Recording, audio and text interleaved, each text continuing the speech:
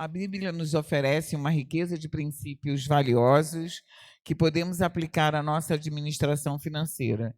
Se seguirmos esses princípios, podemos ser bons mordomos dos recursos que Deus nos deu e usá-los para abençoar os outros.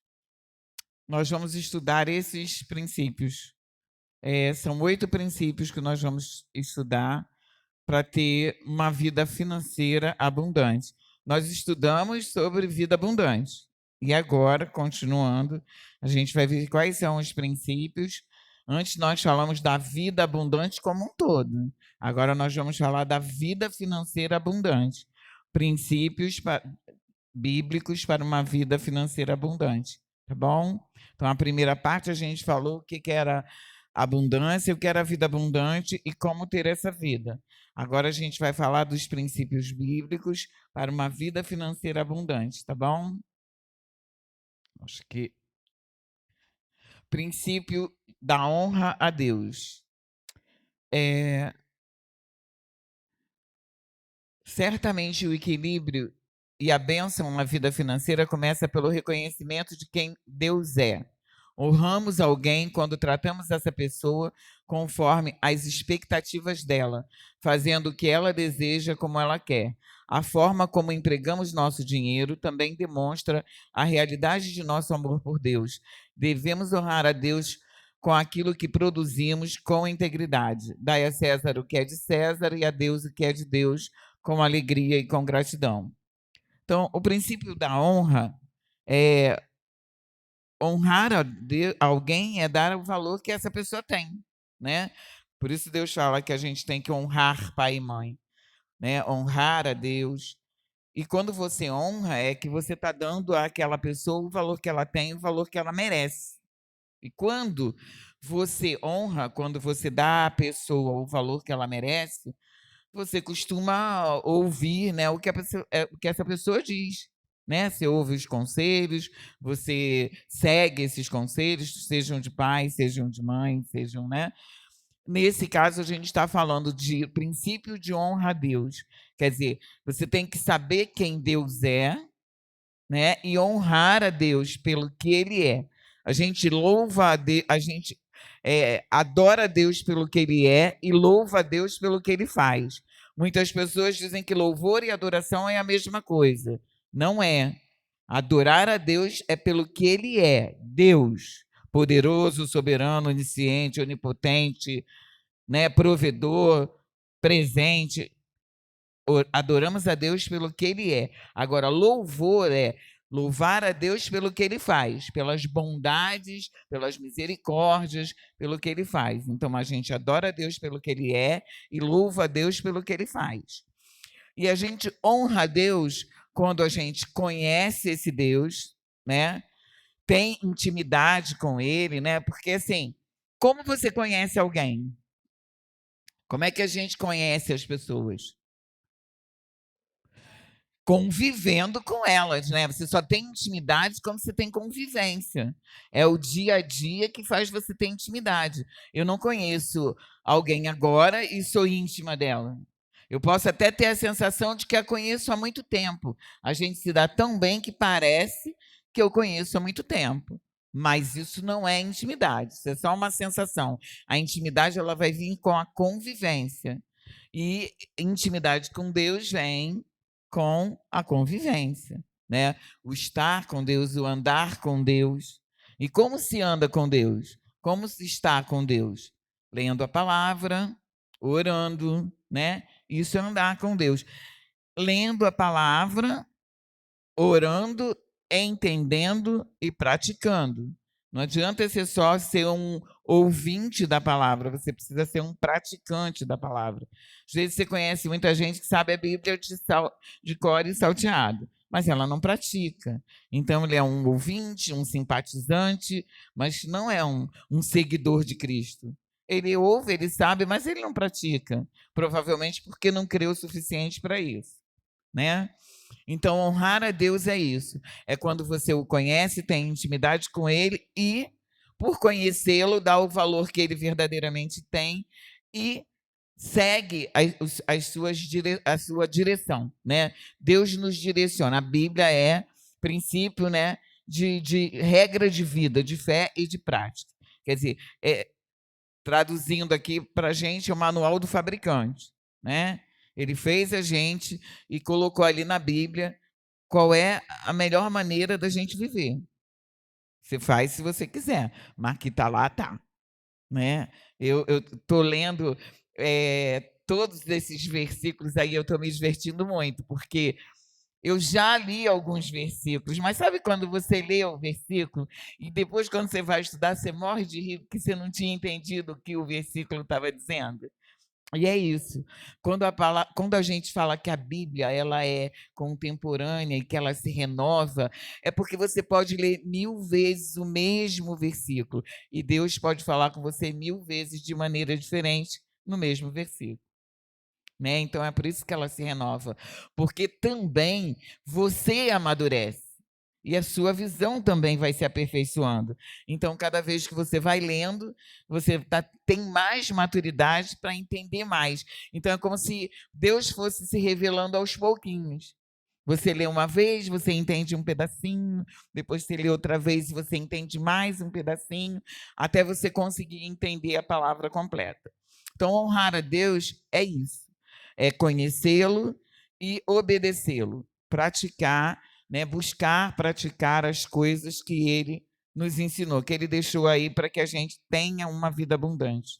Né? Por incrível que pareça, na Bíblia tem tudo que a gente precisa para ter uma vida abundante, mas a gente não lê, quando lê, não entende, ou às vezes entende e não pratica. Então, fica com uma vida meio capenga, mas a gente está aqui para isso, né? Todo dia aprender e ser melhor do que ontem. Esse é o nosso desafio, né? Então, e outra coisa, ali fala, ó, devemos honrar a Deus, aí você pode honrar a Deus de diversas maneiras, né? Vivendo, mas como a gente está falando de princípios financeiros, então a gente vai ficar mais canalizados para honrar a Deus com aquilo que produzimos, produzimos com integridade, quer dizer, honestamente, né? Tem gente que acha que qualquer coisa.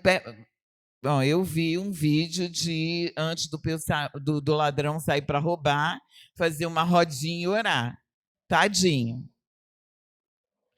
Deus vai guardar ele por misericórdia, gente, mas abençoar o trabalho da mão dele não vai. Não vai, só lamento, entendeu? É uma ilusão. Deus vai ter misericórdia, né? Deus tem propósito naquela vida, então por misericórdia ele vai, mas abençoar o trabalho da mão dele não vai. Deus não compactua com coisas erradas. A luz nunca, nunca convive com as trevas. Onde a luz chega, a treva some. Não tem como, né? Então a gente tem que ficar muito atento para isso. Que produzimos com integridade. Tem pessoas que têm dificuldade com essa parte de integridade. Principalmente, a gente tem que ter muito cuidado, porque os empreendedores, né? São muitas cascas de banana para os empreendedores, ainda mais no Brasil, que é um país que a regra do jogo muda quando o jogo está sendo jogado. Então, isso é muito complicado.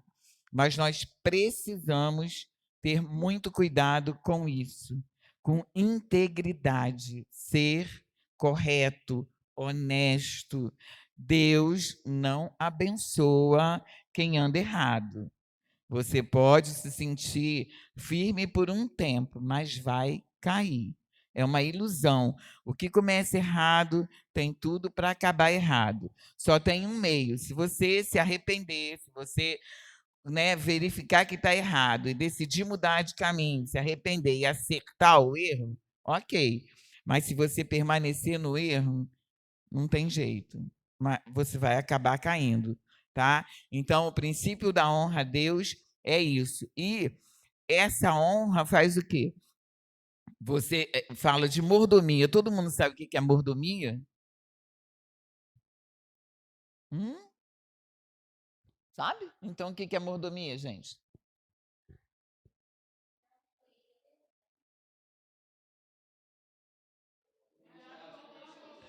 Não seria de Deus, tá? A gente está falando, né? Não seria de Deus. O que Deus confiou para nós, assim, geralmente é o nosso marido, nosso filho, né? Isso são, nós não somos, nós somos pais, mas nós estamos aqui na realidade mordomo, tomando conta de uma coisa que não é nossa.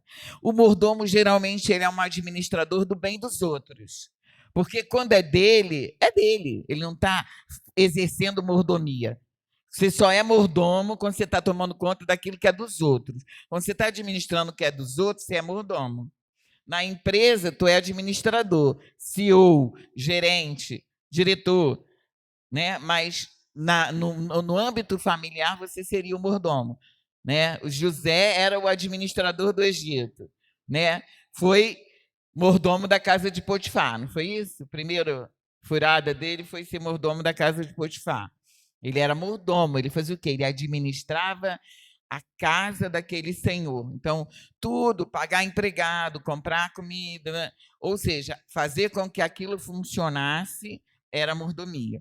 Então, quando a gente honra a Deus, a gente também é fiel nisso. A gente é mordomo. Quando você fala que é mordomo, você tem que reconhecer que nada é seu. Tudo é de Deus. E ele dá para você tomar conta. Né? Se você partir desse princípio, então você tem que, de fato, honrar o dono de todas as coisas e fazer como ele deseja que seja feito.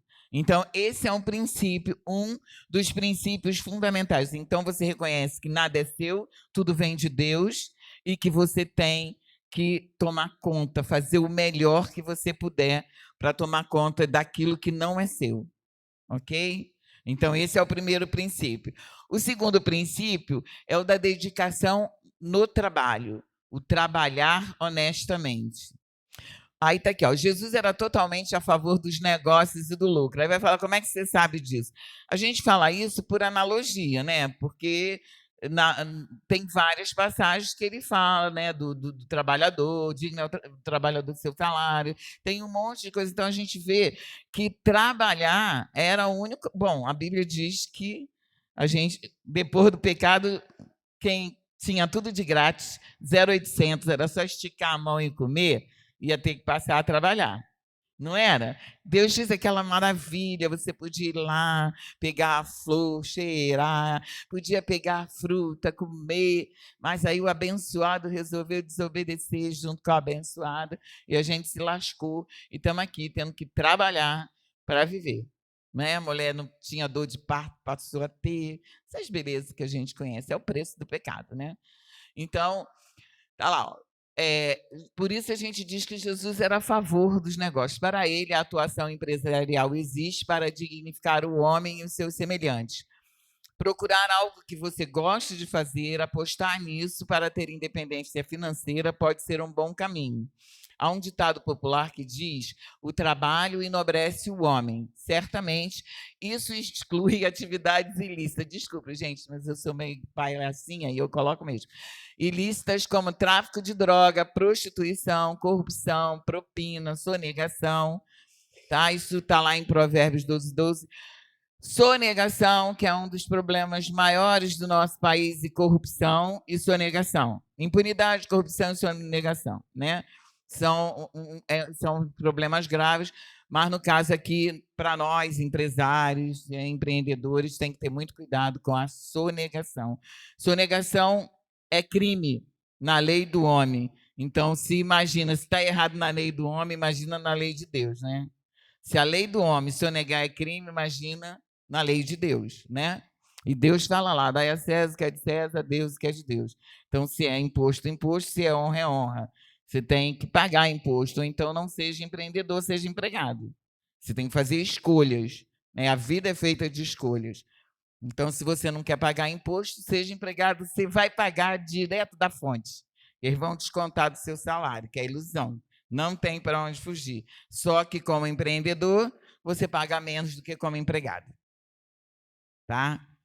Existe uma matemática maluca que só contador faz, mas é verdade. Como empregado, você acaba, às vezes, pagando mais. Ou como autônomo, você acaba pagando mais imposto do que como empreendedor, porque tem outras saídas. Tá?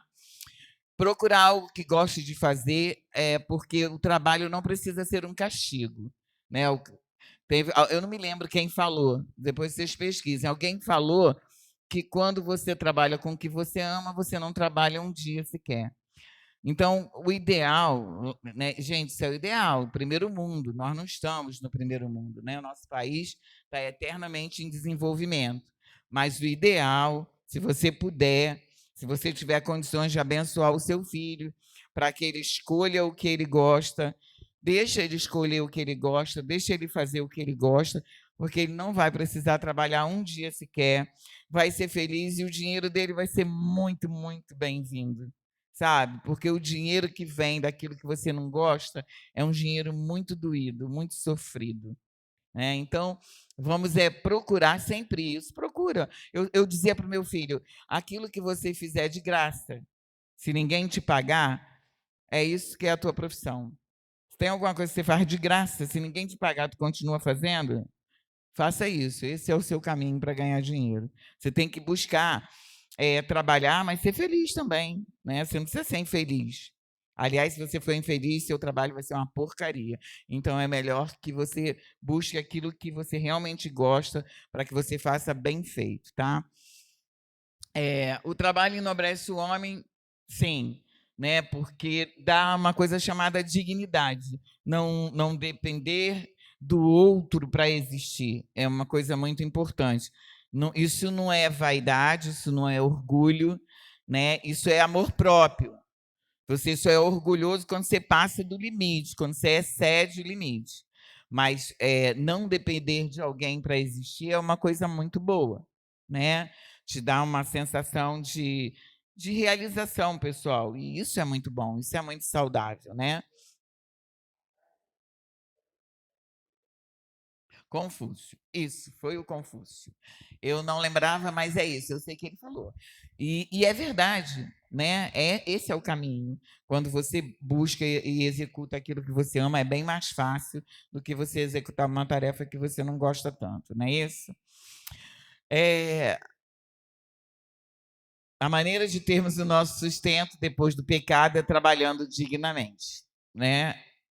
Há duas atitudes em relação ao trabalho. Eu não vou ler os versículos, mas aqui eu acho que até tem alguns que tem um pedacinho. Diligência, interesse e cuidado aplicado na execução de uma tarefa. Também podemos chamar de excelência, né? Capricho, zelo por aquilo que se faz. Eu penso assim, tudo que tem que ser feito merece ser bem feito. Esse é um princípio bom, porque assim, raciocina. Se você vai fazer uma coisa e você fizer pela metade, você vai ter que fazer de novo. Então, não é melhor você gastar um pouquinho mais de tempo e fazer de uma vez só, muito bem feito? Não é? Mas tem gente que acha que, né, fazer, para não dizer que eu não fiz, né? Isso é complicado. Então, Provérbios 6 fala que observe a formiga preguiçoso, reflita nos caminhos dela, seja sábio. Ela não tem nem chefe, nem supervisor, nem governante, e ainda assim armazena as suas provisões no verão e na época da colheita ajunta seu alimento. Olha só, a formiga não tem chefe, não tem supervisor, não tem governante, mas ela faz o que precisa ser feito, né? Ela sabe que vai chegar o período do inverno, que ela não vai poder sair daquele buraquinho para perturbar ninguém. E aí ela junta tudo no verão, enche o celeiro dela e no inverno ela fica quietinha lá e só vem atormentar a gente no verão de novo. Entendeu? Rapidinho, né? Só ontem eu estava aqui trabalhando, o Lucas veio até aqui, né, também na igreja, e eu estava mostrando exatamente isso para ele. Quando ele chegou, ele me viu olhando para uma formiga, carregando como se fosse um besouro sozinha. Sim, a formiga tem a Enquanto, capacidade de carregar, acho, 3 vezes é, o peso dela. aí eu Ô, quero bichinha confessar meu poderosa. pecado. Eu fui tentar ajudar, eu acabei atrapalhando a Tá vendo? formiguinha, Você ainda tadinha, atrapalhou a entendeu? pobre. Mas estavam todas elas levando o alimento para dentro da sua Gente, casinha. É verdade. Parem e observem. Quando vocês verem um formigueiro, eu trabalhava numa área verde e tinha umas bichonas desse tamanho assim. Mas era muito legal. As folhas de amendoeira de lá eram aquelas folhas imensas. Aí eu ficava olhando as bichinhas, vinha aquele uma multidão, cortava em zilhões de pedacinhos a folha e aquela filhinha. Falei, gente, olha só, quem ensinou para a criatura que ela tinha que cortar o folhão em folhinha para poder carregar? Sabedoria. Sabedoria da formiga. Por que, que a gente, que tem uma coisa chamada inteligência, entendeu? Não faz isso. Às vezes tenta carregar uma folha inteira sozinho. Não pica a folha em 1000 pedacinhos. Por que será? Porque nós somos teimosos. Somos inteligentes, mas também somos teimosos, entendeu? Esse texto nos fala de inteligência, integridade e iniciativa. E estas são as atitudes que Deus valoriza e quer reproduzidas em nosso caráter. Voltamos à integridade, ou seja, nos mantermos fiel aos nossos princípios e valores. Isso é integridade, né? Se você é servo do Senhor, esse negócio eu já falei para vocês que todos os calotes que eu recebi, que a empresa do meu marido recebeu e que muitos irmãos aqui receberam, vieram de cristãos. Não é dizer, eu sou crente, pode ficar tranquilo. Não. É pagar a conta quando ela chega. É comprar do irmão e honrar e pagar. Entendeu? É ser honesto, sincero, franco, limpo. Entendeu? Transparente, né? Ficar, sabe, enrolando ninguém. Integridade é isso, é ser fiel aos princípios e valores, né? Deus nos chama para isso, para sermos íntegros, fiéis a todos os princípios e valores que nós acreditamos, né? No caso, baseado na palavra de Deus, não é isso? E essas atitudes Deus valoriza e honra. Quando ele vê na gente, ele honra. E muitas vezes você vê um ímpio sendo abençoado e um cristão não sendo, porque ele tem essas qualidades e Deus vai honrá-lo, mesmo sem ele ser cristão, porque ele está fazendo o que é certo. Em compensação, tem crente que já matou a avó 10 vezes, já botou o tio no hospital 1000 vezes, chega atrasado todo dia, entendeu? Faz uma vergonha danada. Entendeu?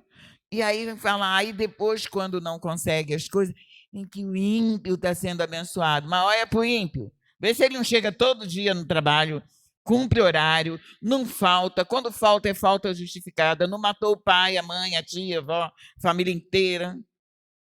Então, tenham muito cuidado em achar que Deus só honra crente. Não é verdade. Primeiro que crente até o diabo é, né? Deus honra cristãos, seguidores de Cristo, obedientes à palavra dele. Isso Deus honra. Mesmo quando a gente peca, porque a gente tem uma coisa chamada, né, uma lampadinha, um sinalzinho aqui, que chama Espírito Santo. Eu não sei se acontece com vocês, mas comigo é imediato. Pequei, vacilei. Meu Deus, não aguento mais essa lampadinha. Toda hora. Entendeu? Eu falei, Jesus, está certo. Porque quando a gente está ligado, quando a gente quer fazer o que é certo, quando a gente faz o que é errado, a lampadinha. Fala de novo, outra vez. Mas é por quê? Porque a gente está ligado. O desejo da gente é fazer o certo. Nem sempre a gente consegue, mas é o desejo do nosso coração. E como Deus olha para a intenção do nosso coração, então ele sinaliza: você errou de novo. Para quê? Para você se arrepender e não errar outra vez. Entendeu? Ele sinaliza só para você: errou de novo. Para quê? Para você não errar de novo. Né? Para você segurar a sua onda e não errar novamente. A gente erra, pede perdão e erra de novo. Gente, mas é isso.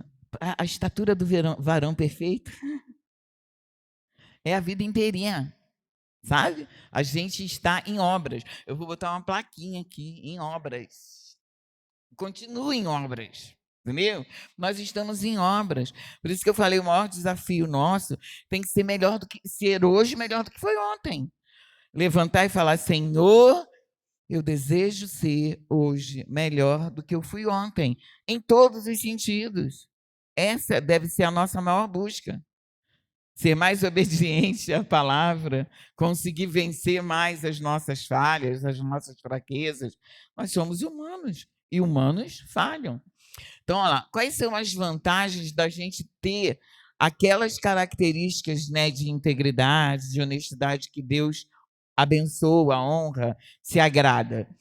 Crescimento na carreira profissional, com promoções e cargos melhores, uma pessoa aplicada no seu trabalho, que não vive de sonhos e desejos distantes, alcança satisfação nos seus anseios. Olha só, o que é uma pessoa que não vive de sonhos e desejos distantes? Hum? Pode ser, mas você também pode ser um pouquinho sonhador. Você não precisa ser só realista. Você também pode ser um pouquinho sonhador, que o sonho te move, te tira da zona do conforto, te leva para um lugar novo. Mas é você não sonhar coisas mirabolantes, sabe? Tem gente que está assim, vamos falar assim, olha, o cara está no primeiro emprego dele e ele ganha um salário mínimo e fala assim, logo, logo eu vou comprar minha Ferrari. Pô, isso não é profecia. Se eu disser, um dia eu vou ter a minha Ferrari, é profecia. Mas eu estou aqui ganhando salário mínimo, falando, logo, logo eu vou comprar minha Ferrari, é delírio. Porque existe um tempo, né, uma caminhada, eu não inviabilizo a possibilidade dele ter uma Ferrari, mas existe, né? Jesus, cara, está no primeiro emprego. Então, assim, é não ter sonhos e desejos mirabolantes, distantes da tua realidade. Não é que você tenha que sonhar pequeno, você tem que sonhar grande, mas você tem que saber que para você alcançar aquilo ali existe um tempo, um processo, não é um passe de mágica, você não salta de uma posição para outra, são conquistas que você terá que fazer. Você vai ter que estudar, você vai, né? Terão coisas que serão necessárias serem feitas para que aquele seu alvo seja atingido. E não é do dia para a noite. É um processo, né? É um dia a dia. Então, se você tiver sonhos mirabolantes, você tem a tendência a não conseguir. Por quê? Porque você começa a ficar frustrado. Você sonha com coisas grandes demais fora da época. Foi igual uma vez eu tava vendo o primo pobre, né? Ele falando, para você chegar a 1 milhão, você vai se frustrar. Primeiro vai pros 10 mil, depois pros 20, depois pros 30, até tu chegar a 1 milhão. Porque senão Porque o cara fala assim, eu fica vou ter 1 frustrado. milhão. Mas como você vai ter 1 milhão? Sabe? Você tem que entender que você vai precisar juntar gradativamente. Se você não é rico, você vai ter que economizar e investir com estratégia para transformar 1.000 em 10, 10 em 15, 15 em 20. Eu vi uma história numa reportagem que eu não me lembro nem em que canal e tal, falando de um porteiro que conseguiu comprar um imóvel no lugar no prédio em que ele era porteiro, na zona sul do Rio de Janeiro, numa área cara, Gávea, Alemão. E aí perguntaram como é que ele conseguiu aquilo, né, sendo porteiro. Porteiro, ele não ganha muito, ele só tem uma vantagem, ele não paga água, nem luz, nem apartamento, porque geralmente o porteiro mora no prédio, né, tem um apartamento para o porteiro, geralmente lá em cima, lá embaixo tem um lugar para o porteiro. Eu não sei se os prédios de hoje são assim, mas antigamente, os prédios de antigamente tinham sempre o imóvel do porteiro, né?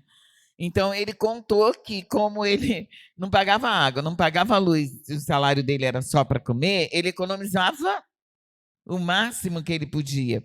Daí ele comprou um terreno e guardou. Daí ele vendeu aquele terreno e comprou um mais caro.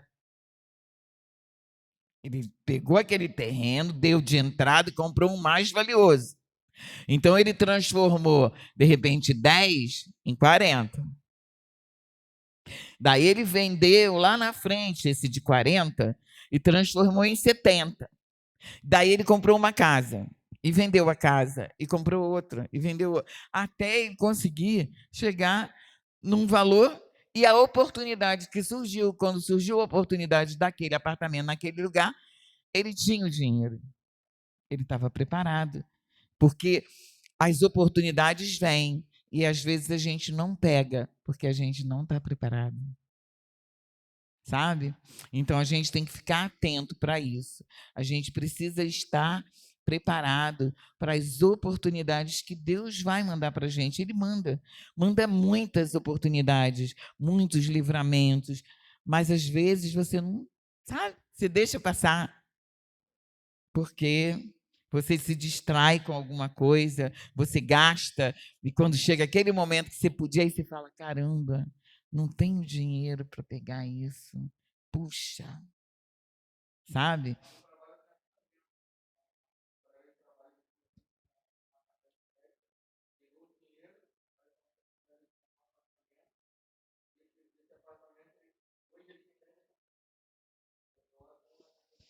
Sim, entendeu? Mas isso saber, é disciplina. Não é todo mundo que é capaz de fazer, infelizmente. Mas isso são aquelas pessoas que elas são focadas, disciplinadas, sabe? Para fazer aquilo. Elas colocam na cabeça que elas vão fazer e elas canalizam a energia delas para aquilo. Então, é possível para todo mundo. Só que você tem que ter essa força, essa disciplina de canalizar a sua energia para aquilo. Porque não é milagre, é trabalho. Deus vai te abençoar, mas, sei lá, eu fico vendo uns crentes assim que fica. Deus não vai deixar faltar nada lá em casa. O irmão vai bater lá em casa e vai trazer a compra de mês. Olha, eu tenho 20 e poucos anos, quase 30 anos de evangelho, passei muito perrengue, Deus nunca mandou ninguém com a compra do mês lá em casa, não. Deus mandou para mim trabalho. Quando a coisa estava ruim, rapaz, eu também, gente, eu falo que eu já fiz tudo nessa vida, só não matei, roubei, mas eu já bordei roupa para fora, já pintei pano de prato, fiz biquinho, já eu sou massoterapeuta formada pelo Senac, esteticista corporal, facial, né? Tudo em cada tempo da vida. Então, assim, quando não entrava dinheiro de uma coisa, entrava de outra. Depilação, maquiagem, limpeza de pele, de alguma maneira entrava dinheiro. Deus nunca mandou ninguém lá em casa com cesta básica. Não mandou. Eu realmente reclamo quando eu falo, realmente eu não entendo. O senhor tem filho preferido. Porque o senhor manda levar cesta básica na casa dos outros e não mandou para mim. Eu não entendo, mas tudo bem, né? Nem tudo a gente pode entender. Mas é isso. Para mim, não. Para mim, ele mandou trabalho e eu agradeço. Fico muito contente porque eu consegui passar por todas as tempestades sem dever nem a Deus nem a ninguém. Então tá bom, tô no lucro, né? O que eu estou fazendo? Que eu não estou conseguindo voltar. Tá, a gente viu as vantagens, agora vamos. Preguiça. Preguiça, ó, não tenha preguiça para trabalhar. Até quando você vai ficar deitado, ó, preguiçoso? Quando se levantará do seu sono, tirando uma soneca, cochilando um pouco, cruzando um pouco os braços para descansar a sua pobreza? Perdão, para descansar. A sua pobreza o surpreenderá como um assaltante. Gente, preguiça é a pior coisa que existe. Eu odeio. Eu falo que preguiça é instrumento do diabo para você não chegar a lugar nenhum. Porque o preguiçoso, ele arruma sempre uma desculpa para não fazer. Ai, tá chovendo. Ai, tá muito calor.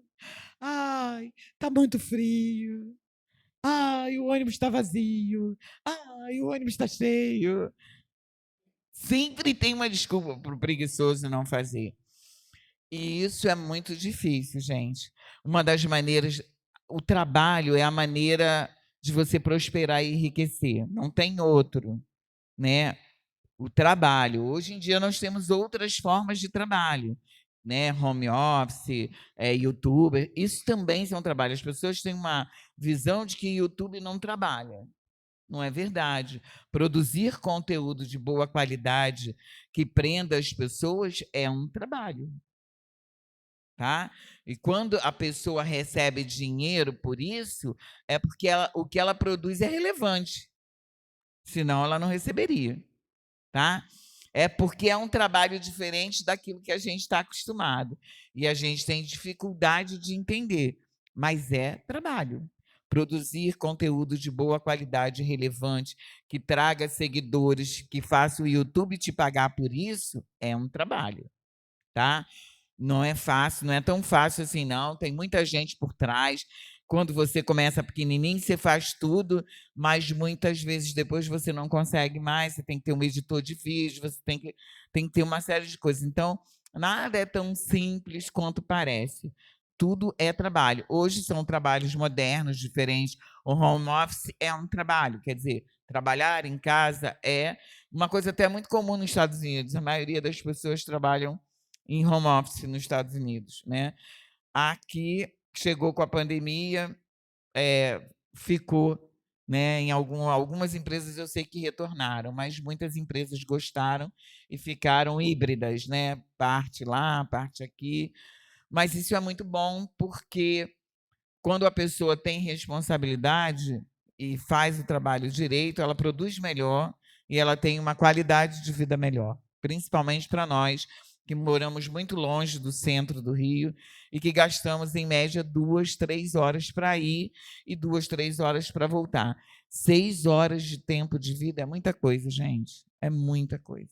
6 horas para você gastar por dia num ônibus, no meio de transporte, isso é um massacre. Então, a gente tem que agradecer a Deus e quem puder agarrar essas oportunidades, agarre. Trabalhe na sua casa, seja disciplinado, trabalhe na sua casa, porque vale a pena. A gente mora muito longe. Uma das maneiras mais eficientes de prosperar financeiramente é buscar trabalhos e atividades extras para ganhar um pouco mais. Para isso, nada de preguiça. O trabalho na Bíblia é tratado como uma única fonte de riqueza material, já que a preguiça é um pecado capital. Você tem um trabalho, mas tem pessoas que falam assim, estão endividadas, estão cheias de dívidas. Qual é o caminho? Você só tem 2 caminhos para eliminar a dívida. 2. Ou você ganha mais, ou você gasta menos. Não tem jeito. Tá? Você só tem 2 caminhos para eliminar a dívida. Ou você arruma mais um servicinho, ganha mais dinheirinho para pagar as contas e não compra nada. Não compra, para de comprar. Joga os cartões de crédito tudo no lixo. Entendeu? Ou você para de comprar mesmo, tá? Então não adianta. Mas quando você tem um objetivo de ganhar mais para alcançar um determinado sonho, né, um determinado propósito, de comprar um imóvel, de abrir um negócio, então arruma um trabalhinho extra. Faça alguma coisa extra. Todo mundo é capaz, né? Abomine a preguiça, gente. Preguiça não é de Deus. Preguiça é do coisa para impedir a gente de alcançar os nossos objetivos. Toda vez que você tiver com preguiça, você expulsa ela e fala: você não tem lugar na minha vida. Coisa, você não tem lugar aqui. Porque eu vou crescer, eu vou prosperar. A preguiça não vai tomar conta da minha vida. Porque a preguiça é o caminho para a derrota. É. Preguiçoso, gente. Caminho preguiçoso é passar fome ou sem encostar nas costas dos outros. Sanguessuga parasita. Entendeu? Aliás, eu detestei aquele filme, não sei se vocês viram, Parasita, o filme ruim.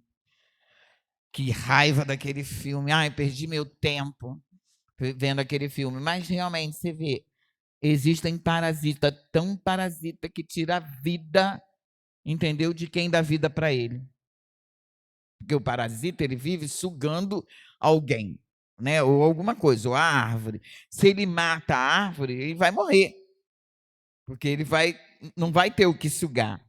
Ali o parasita lá matou né, as pessoas que ele sugava. Então, uma hora eles também vão morrer. Porque Eles não são capazes de produzir nada, né?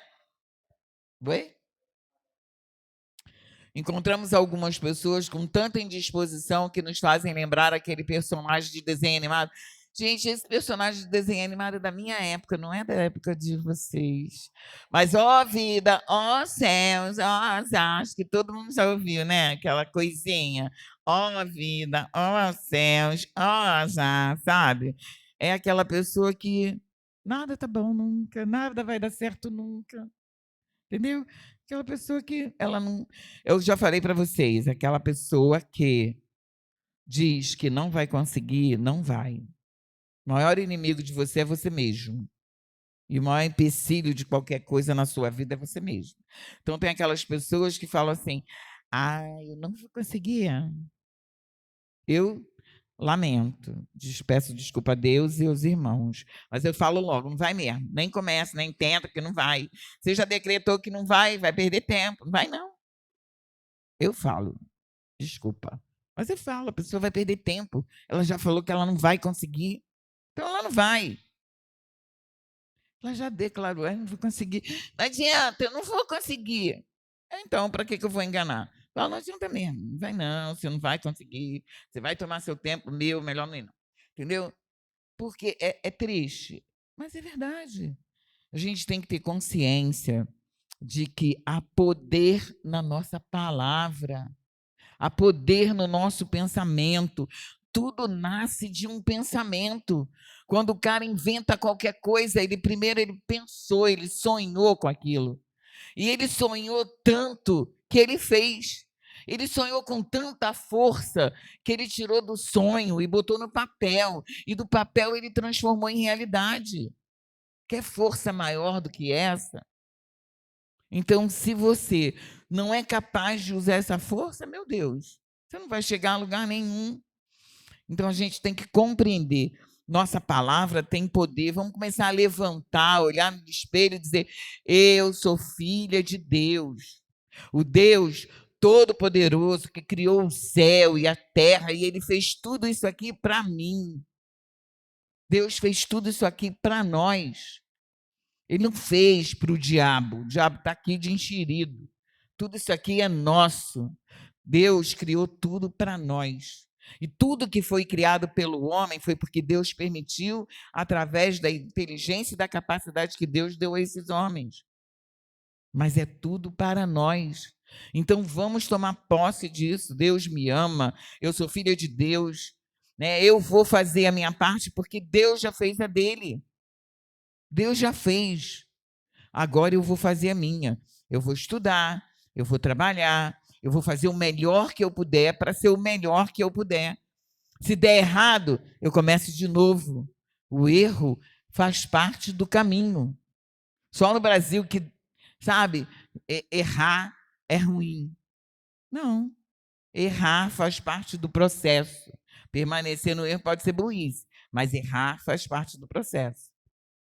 A gente erra, aí a gente fala, errei aqui, não dá não, isso aqui eu preciso mudar, e aí eu mudo e já avancei um degrau no processo. Se eu tentar de novo, já não vou mais errar no mesmo lugar, posso errar em outra coisa.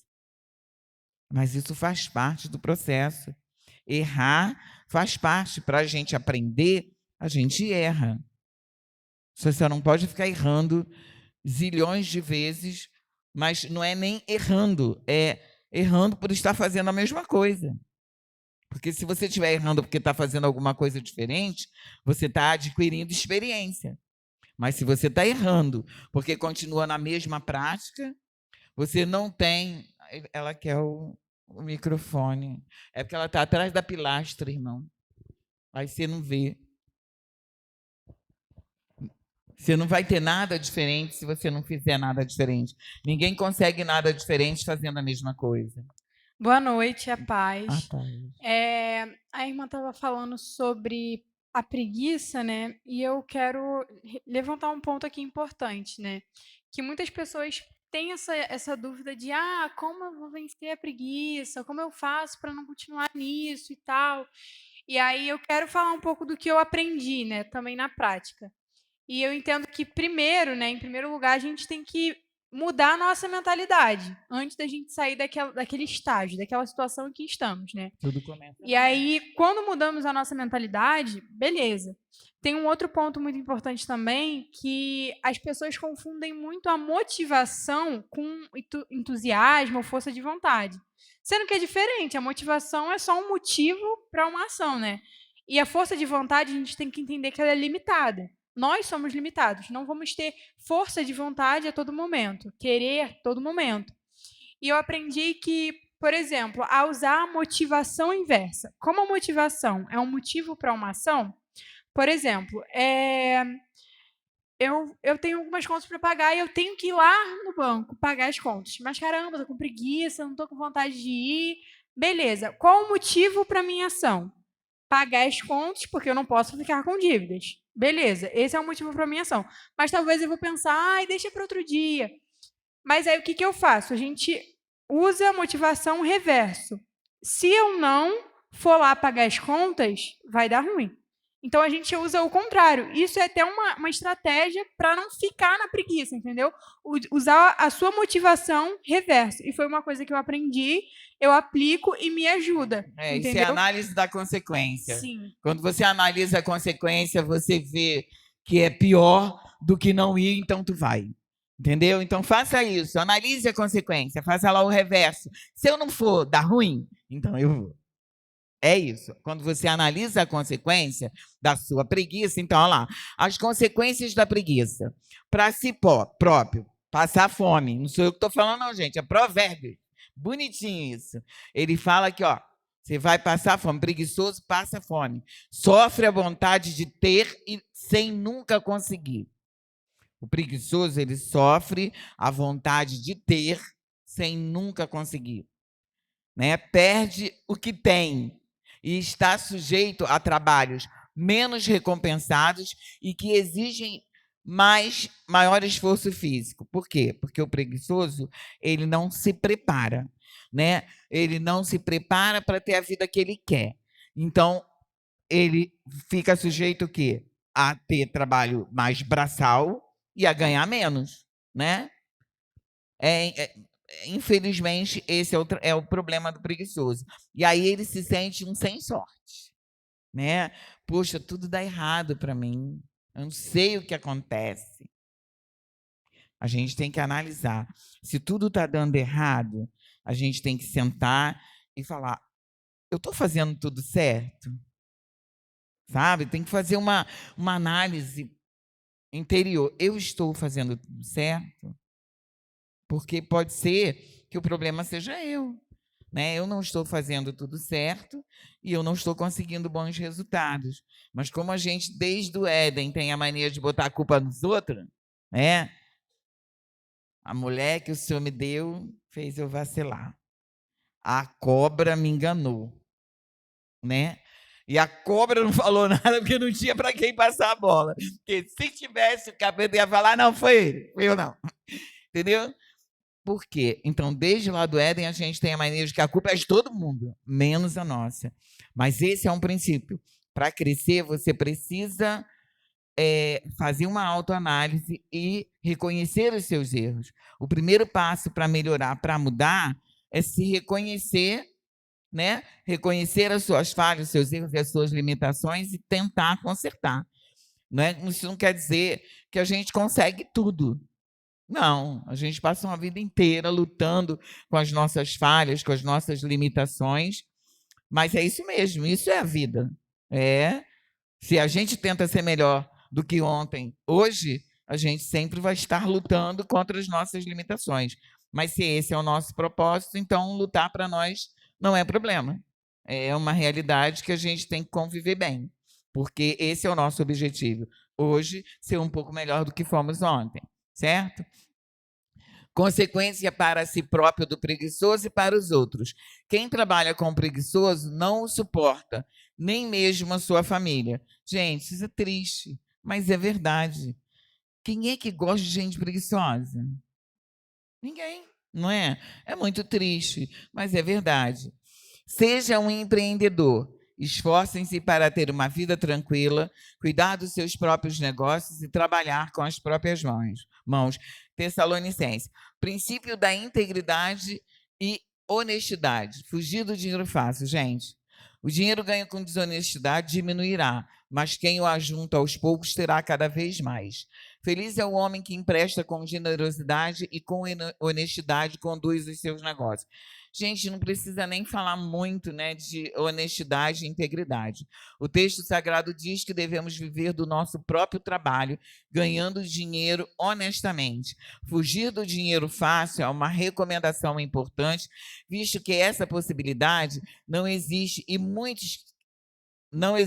em muitos casos, essa promessa é usada para acobertar golpes, crimes e fraudes que podem acabar causando maior prejuízo do que ganho. Nada de sonegar impostos. Já falei sobre vocês. Deem a cada um que lhe é devido. Se imposto, imposto. Se tributo, tributo. Se temor, temor. Se honra, honra. Né? Não adianta, gente. Deus não é a favor disso, de sonegar imposto. Né? Aí, aqui fala que Jesus enfatiza mais ainda, dai a Deus o que é de Deus e a César o que é de César, né? E sonegar é crime. A gente já falou por isso. É possível encontrarmos uma pessoa disposta a sacrificar coisas importantes, como princípios, valores, consciência limpa e bom nome, colocando-se numa condição suspeita e de risco. Isto acontece porque não possuem nenhuma perspectiva errada dos valores de Deus. Porque possuem, né? Eu botei não possui, é porque possuem uma perspectiva errada dos valores de Deus. Alguns fazem uma paráfrase e dizem fé, fé, negócios à parte. Essa dualidade não é admissível na vida cristã. Isso eu dou para vocês o testemunho meu, pessoal, como contadora. Eu tive muitos clientes cristãos que vinham com esse papo furado de dizer: ah, irmã, você sabe, né? Se a gente fizer tudo certinho, a gente quebra. Mentira. Mentira. Se a gente pagar todos os impostos, a gente quebra. Se a gente fizer tudo certinho, a gente não consegue ter lucro. Não é verdade. Se nós somos servos do Senhor e a gente vai abrir um negócio, a gente vai apresentar esse negócio ao Senhor e vai dizer, primeiro você vai confirmar, Deus, é da sua vontade que eu faça isso aqui? É mesmo, né? Eu costumo fazer assim, tudo que eu vou fazer, eu coloco diante de Deus de uma maneira minha, meio maluquinha, mas funciona. Eu digo para Deus, Senhor, eu quero fazer isso. Se o Senhor concordar e se for da sua vontade, eu não vou ter nenhum impedimento. Qualquer impedimento que houver, eu vou entender que não é da sua vontade e vou parar. Ok? Então é assim que eu faço. Eu começo, porque senão você fica ali. Tem muita gente que fica ali parada a vida inteira esperando Deus dizer vai. E às vezes Deus já falou vai e tu está lá moscando. Então você vai dando os passos de fé com Deus. Senhor, eu vou fazer isso. Se der certo, eu vou entender que o Senhor está no negócio. E aí você dá o primeiro passo. Aí correu tudo certinho, não deu, né? Beleza, Deus está no negócio. Eu vou dar o segundo passo. Agora, deu um problema. Você vai olhar, você vai falar com Deus. Resolveu o problema? Correu tudo bem? Ok, não resolveu, né?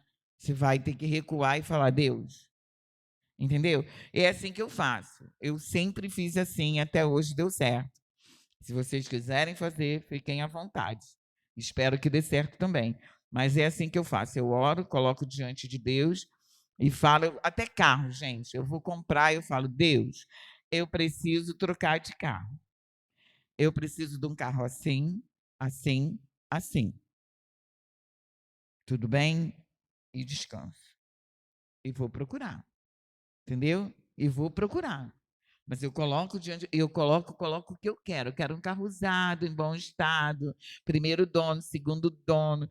Tudo que eu quero, eu coloco para Deus. E fala para Deus, Deus, não é luxo não, é porque eu não tenho dinheiro para ficar na oficina todo dia. Então, eu preciso que o Senhor me ajude. Tem zilhões de carros aí.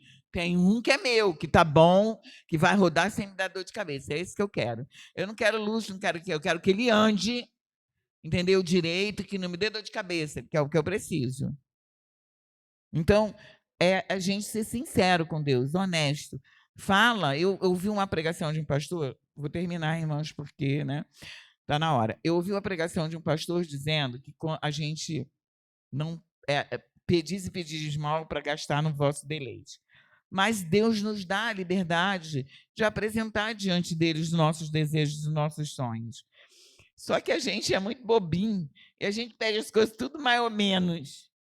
E aí, quando recebe mais ou menos, fica tristinho. Eu, naquela crise que eu falei para vocês, né, de 4 anos que meu marido ficou desempregado, nós ficamos sem carro.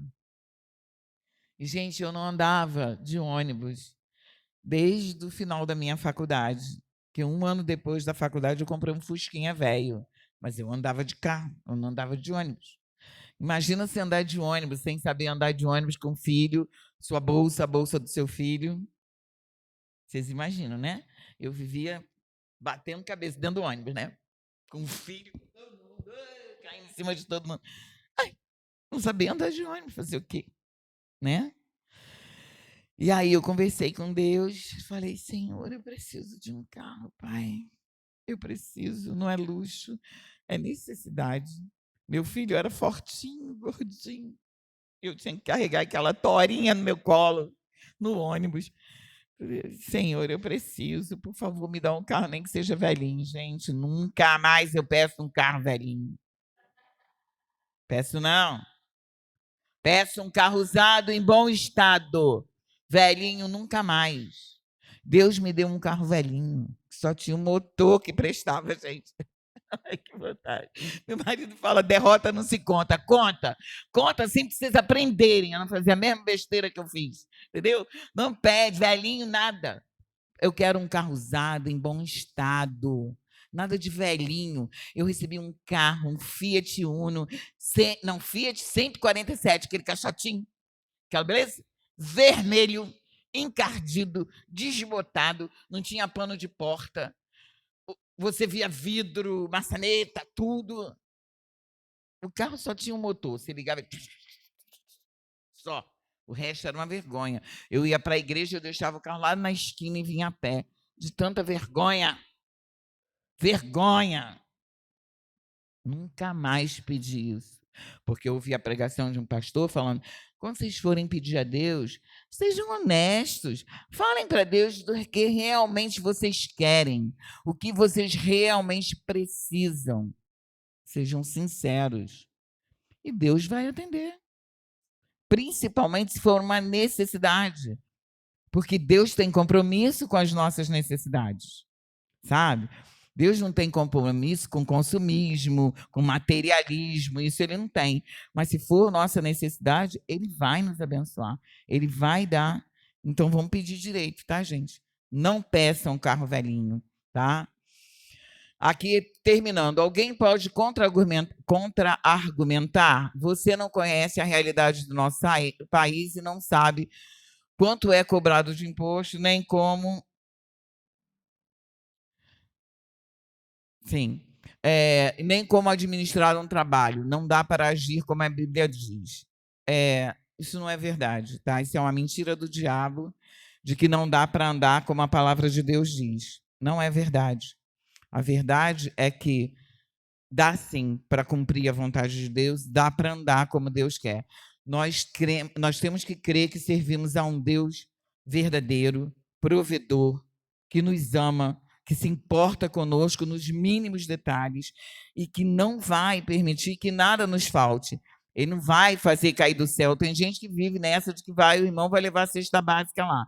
Ele não vai, pode ser que ele não leve, como não levou na minha casa, mas ele também não vai deixar de faltar trabalho, de faltar condição para você ter. Então, creiam nisso. É possível andar direito, ser íntegro, seguir a palavra de Deus. É possível. É fácil? Não, é difícil. Você anda na contramão do mundo. Todo mundo diz que você está errado, que você é mané, que você é bobo, que você é otário. É o que você leva. Mas não importa. Eu sou otário, mas eu sou feliz. Eu estou andando com Deus e fazendo o que Deus espera de mim. Então está tudo bem. O otário um dia vai mostrar para o mundo quem é otário. Porque tudo vai dar certo para o bobão, para o mané. Né? E a conta também vai chegar para o outro lado. Porque a justiça sempre chega. Cheguei ao quarto princípio. Glória a Deus. Então, irmãos, é isso.